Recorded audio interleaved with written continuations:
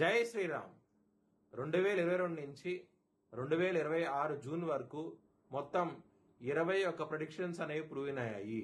అవన్నీ కింద డిస్క్రిప్షన్లో ఇవ్వడం జరుగుతోంది. ఏ యూట్యూబ్ ఛానల్లోనూ ఇన్ని ప్రెడిక్షన్స్ అనేవి ప్రూవ్ అయినవి ఏ ఛానల్ లేదు.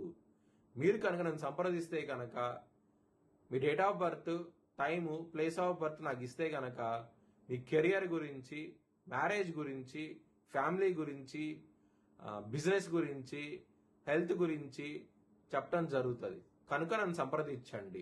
జై శ్రీరామ్.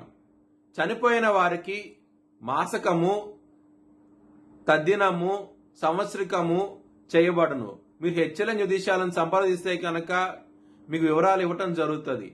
మీకు లైవ్ వీడియో కాల్లో ఇవన్నీ చూపించడం జరుగుతుంది.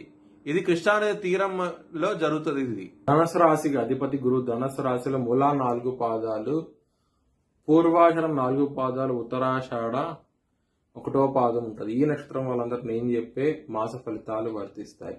ఈ మాసంలో ధనుసు రాశి వారికి దశమ స్థానంలో శుక్రుడు నీచంలో అయితే ఉంటారు.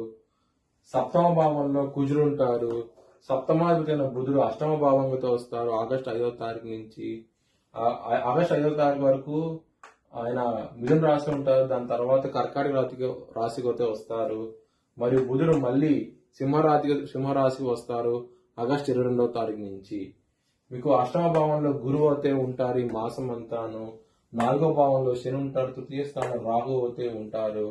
ఇక్కడ మీకు 9వ స్థానంలో కేతు ఉంటారు. రవి 17 ఆగస్టు నుంచి సింహరాశికి అయితే వస్తారు.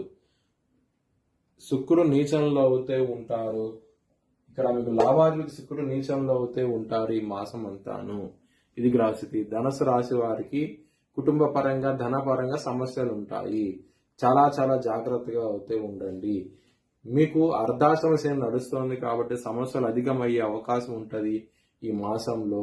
శని యొక్క దృష్టి శుక్రుడిని పట్టడం మూలంగా, శుక్రుడి యొక్క దృష్టి శనిని పట్టడం మూలంగా ఇబ్బందులు ఉంటాయి. ధనం అనేది బ్లాక్ అయిపోవడం జరుగుతుంది. ధనం వేరే వాళ్ళకి ఇచ్చి బ్లాక్ అయిపోవడం జరుగుతుంది. సమస్యలు అధికమయ్యే అవకాశం ఉంటుంది. స్టాక్ మార్కెట్లో ఇన్వెస్ట్మెంట్ చేయకండి. సమస్యలు ఎదుర్కొనే అవకాశం అయితే ఉంటుంది. ఈ మాసంలో చాలా చాలా జాగ్రత్తగా అయితే ఉండండి. మ్యారేజ్ పరంగా బ్యాడ్ టైం నడుస్తుంది. బిజినెస్ పరంగా పెట్టుబడి తగ్గించి పెట్టుకోండి. మంచి ఫలితాలు ఉంటాయి. శత్రువులు ఎక్కువగా ఉంటారు. 6వ స్థానాధిపతిన శుక్రుడు నీచంలో ఉన్నారు. శని దృష్టి ఉన్నది. శత్రువులు విపరీతమైన బలంతో ఉంటారు. చాలా ఇబ్బందులు ఉంటాయి. కాబట్టి నారాయణ కవచం చదువుకోండి. కోర్టు కేసు విషయాల్లో మీకు నెగిటివ్ తీర్పు వచ్చే అవకాశం ఉంటుంది. కొంచెం జాగ్రత్తగా అయితే ఉండండి.